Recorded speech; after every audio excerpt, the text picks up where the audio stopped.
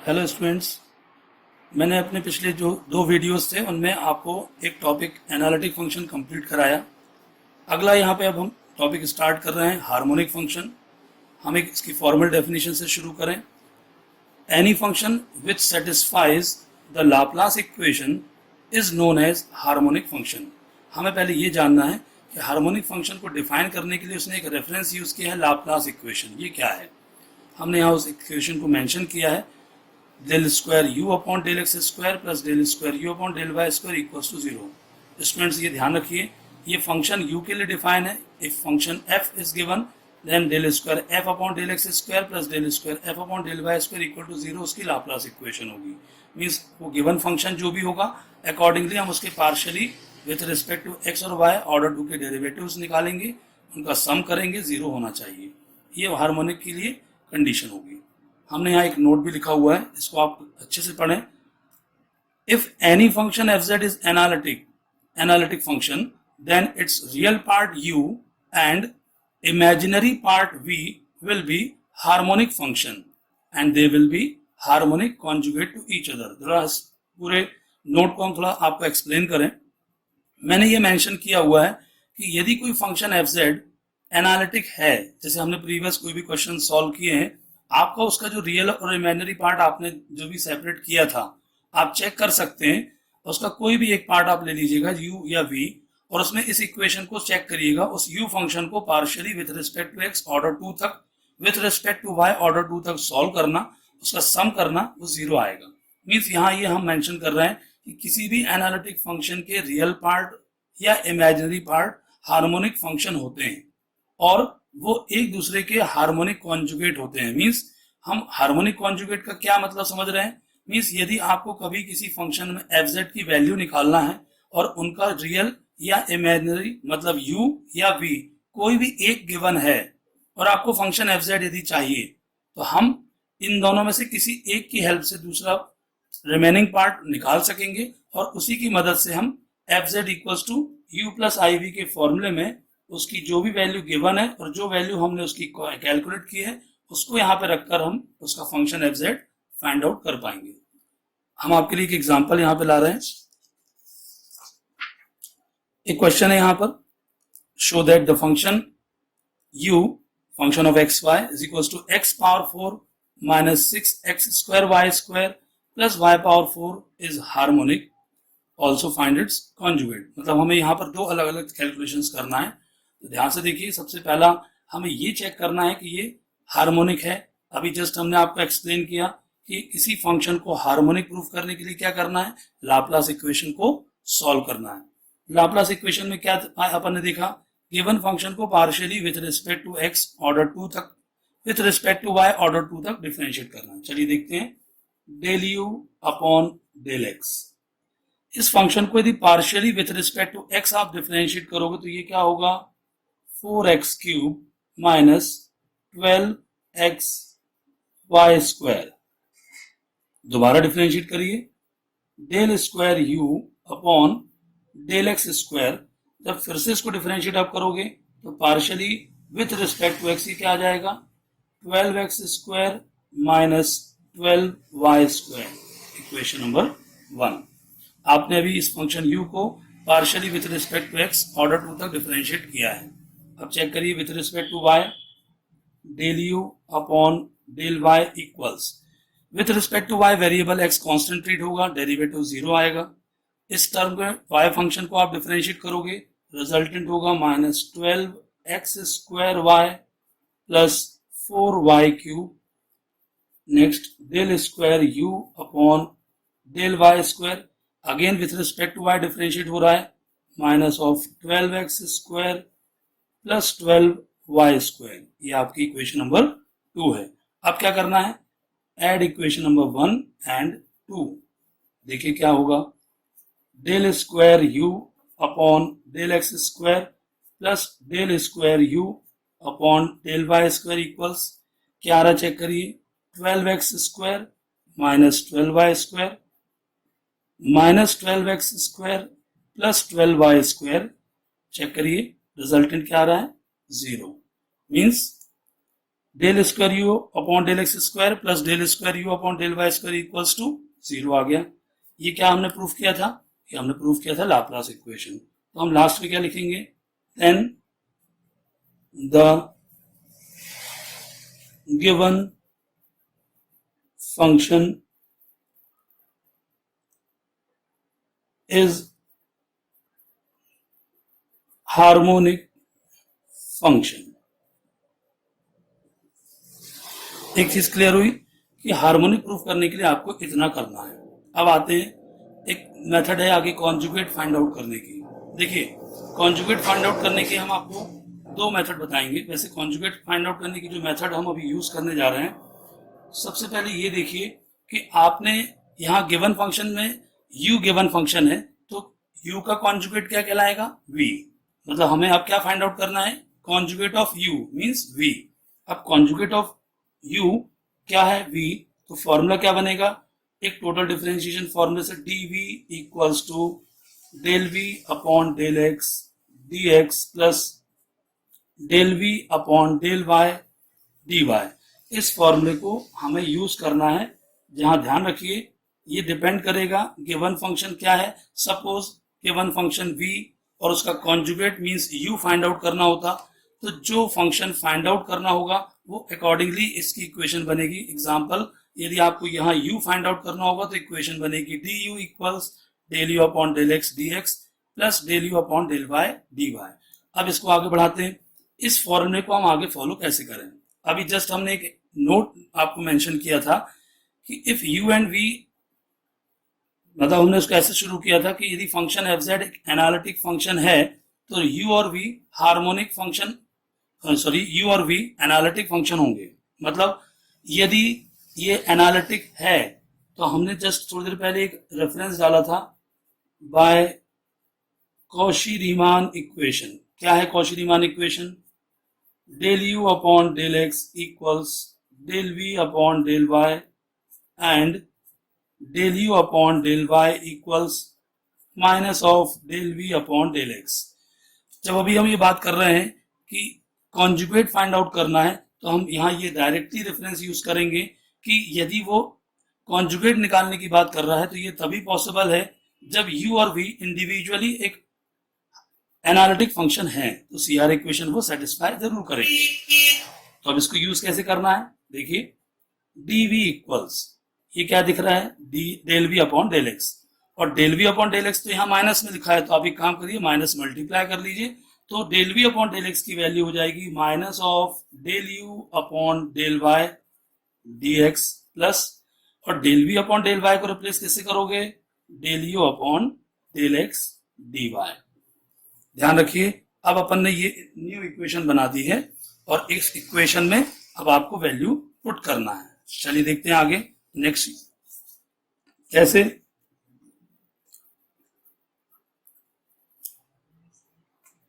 dv equal minus del you upon del y. इस ध्यान से देखें, del you upon del y का ये रिजल्टेंट था। क्या था resultant? Minus 12x square y plus 4y cube. इसमें हम माइनस मल्टीप्लाई करोगे तो क्या हो जाएगा? 12x square y minus 4y cube. 12x square y minus 4y cube dx plus, next check करिए फिर से।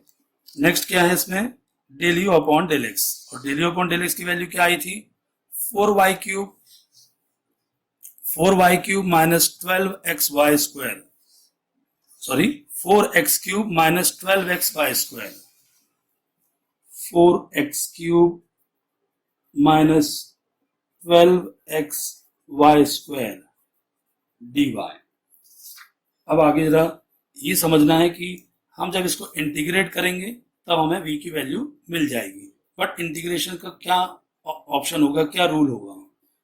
स्टूडेंट्स, आपने एक मेथड पढ़ी है एग्जैक्ट डिफरेंशियल इक्वेशंस, आपको सभी को याद होगा, आपने इसी सिलेबस में अभी पढ़ी है। तो आपको पहले ये देखना है कि उसका रूल क्या था। Integral of m dx, we are taking y as a constant plus integral of n d Y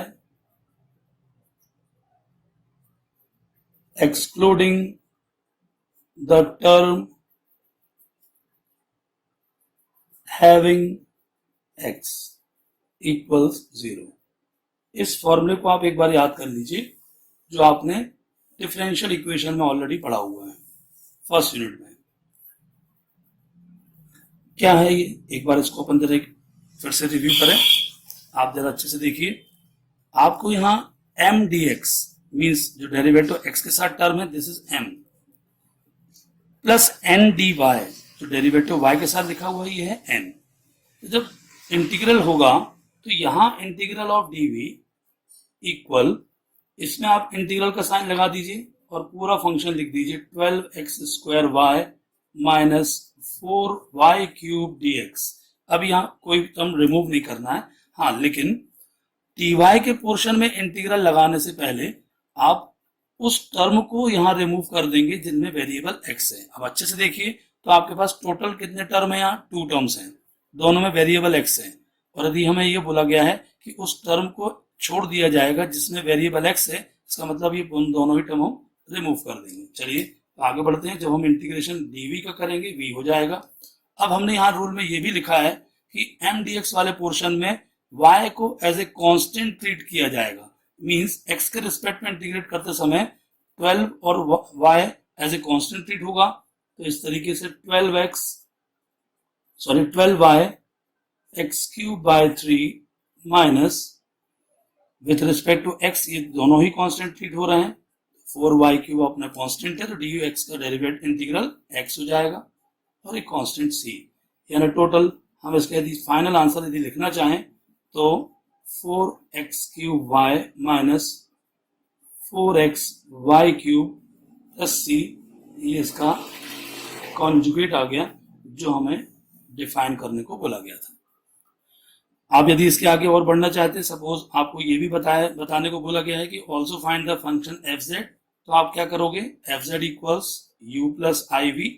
अब आप यहाँ fz जो गिवन फंक्शन था x power 4 minus 6x² y² minus plus y power 4 plus i into 4x cube y minus 4xy cube plus c, ये आपने एक analytic function fz जो हमें फाइंड आउट करना था वो हमने फाइंड आउट कर लिया है।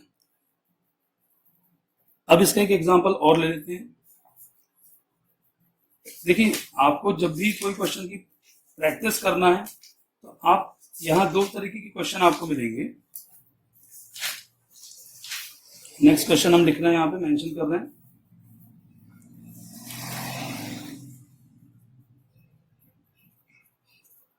If W equals phi plus I psi represents the complex potential for an electric field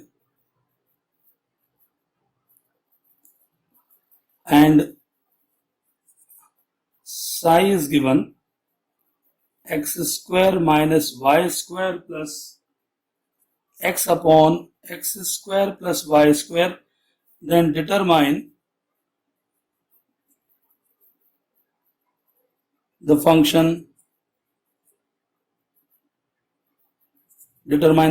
phi।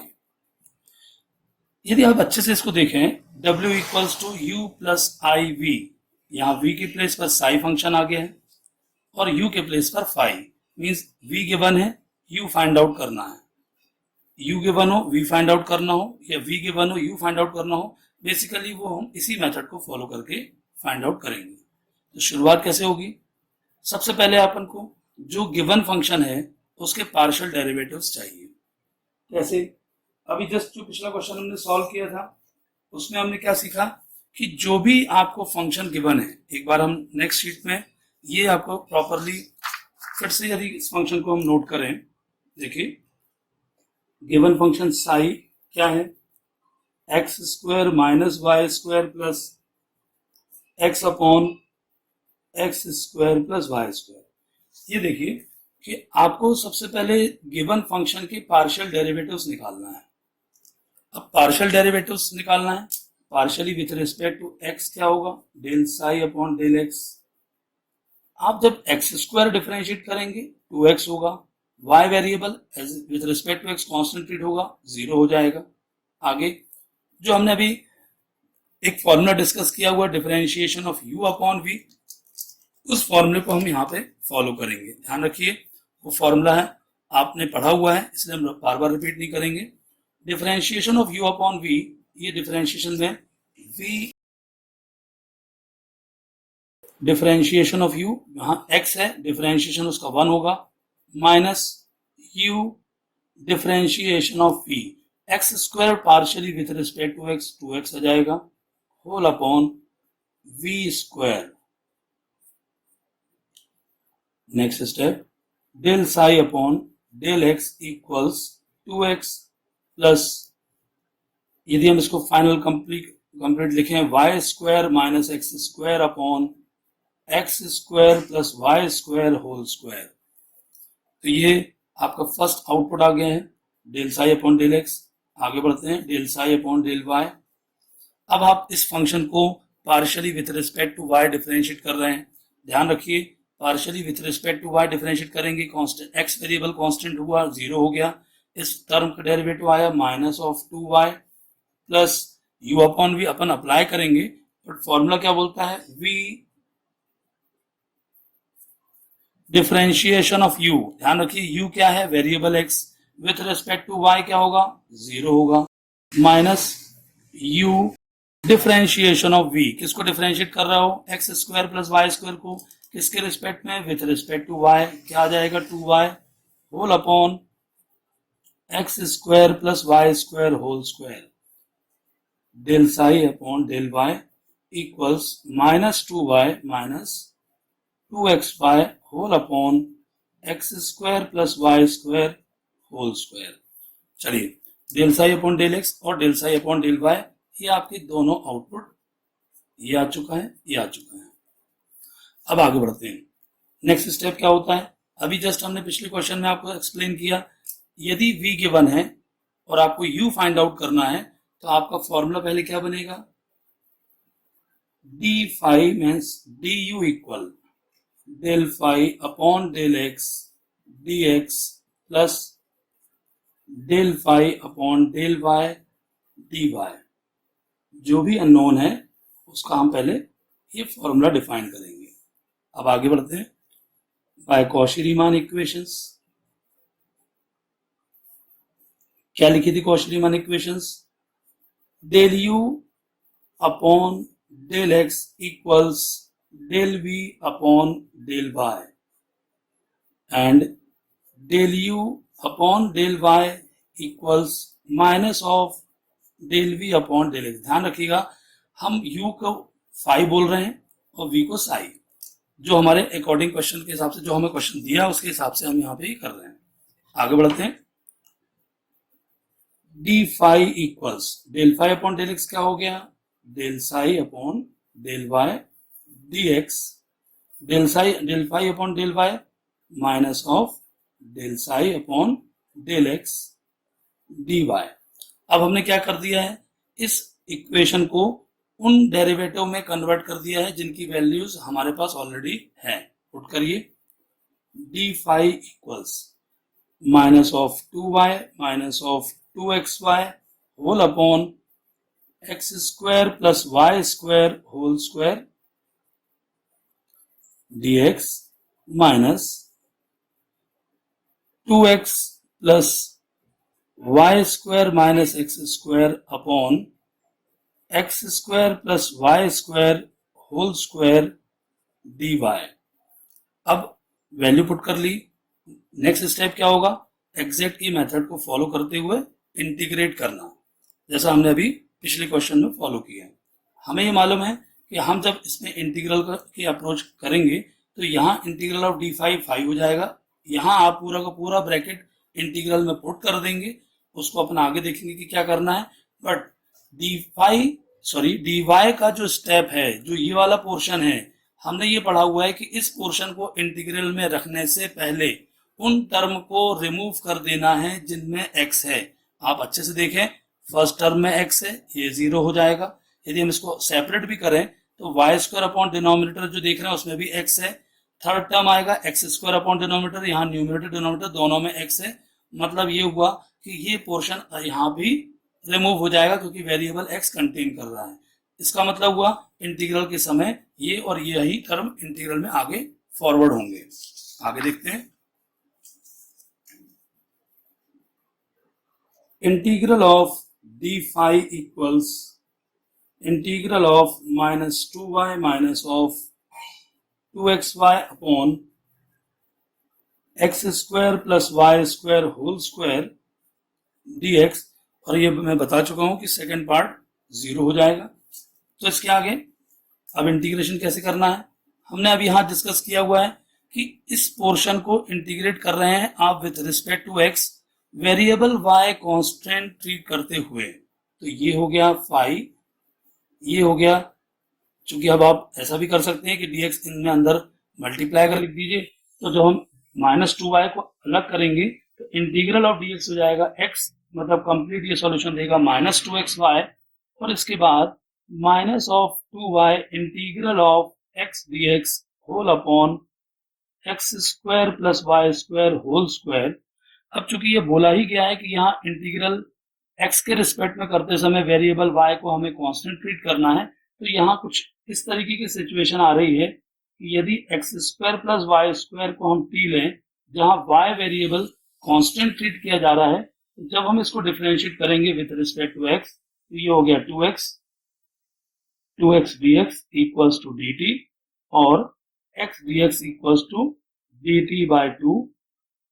कुछ हमारा ये वाला जो इंटीग्रल है इसको यदि हम अलग से डिस्कस करें कि ये इंटीग्रल जो हमने यहाँ लिखा हुआ है x dx upon x square plus Y square whole square, तो इसकी कुछ पोजीशन ऐसी आ जाएगी 1/2 integral of dt upon T square. और चूंकि हम इसको जब इंटीग्रेट करेंगे तो ये आएगा -1 upon 2t, dt upon T square means T square को जब आप न्यूमरेटर में लाओगे t raise to the power -2 होगा। आफ्टर इंटीग्रेशन ये t power -1 upon -1 means complete -1 upon t हो जाएगा। यदि वापस इसकी हम वैल्यू पुट कर लें तो ये आ जाएगा -1 upon 2 into X square plus Y square. अब हम चाहें तो ये रिजल्टेंट, ये आंसर, ये लाकर हम इसी स्टेप में पुट कर सकते हैं इस तरीके से। Phi equals minus of 2xy, अब ये माइनस है, यहाँ भी माइनस आ रहा है, ये 2 से 2 कैंसिल हो जाएगा, तो आपको जो फंक्शन का जो आउटपुट मिलेगा y upon x square plus Y square plus c. Students, ये जो अपने अलग से आपको स्टेप सॉल्व करके बताया है, आप इसको अपने तरीके से जो भी तरीका है शो करने का आप कर सकते हैं। चाहे तो ये पूरा इतना पोर्शन फेयर में अलग से कंटिन्यूटी में दिखाइए या अलग से दिखाइए, जो भी आपको रखना है, बट फाइनल सॉल्यूशन इस तरीके से आएगा। आपको इस क्वेश्चन में सिर्फ इतना ही पूछा गया था कि साई गिवन है, फाई फाइंड आउट करना है, तो आपने ये सॉल्यूशन निकाल दिया है। स्टूडेंट्स, मुझे ऐसा लगता है कि अभी ये 2 एग्जांपल्स जो लिए हैं उससे आपको एक मेथड समझ में आ गई होगी कि आपको हार्मोनिक कॉन्जुगेट्स कैसे फाइंड आउट करना है। अब जो नेक्स्ट वीडियो में आपको शेयर करूंगा उसमें आपको एक दूसरी मेथड बताऊंगा जहां u या v यदि गिवन है और आपको यदि सीधे analytic function F find out करना है, तो एक दूसरी मेथड है मिलिन्स मेथड, जिसको हम आगे यूज करेंगे। वो अगले नेक्स्ट वीडियो में आपको शेयर करूंगा। Thank you students.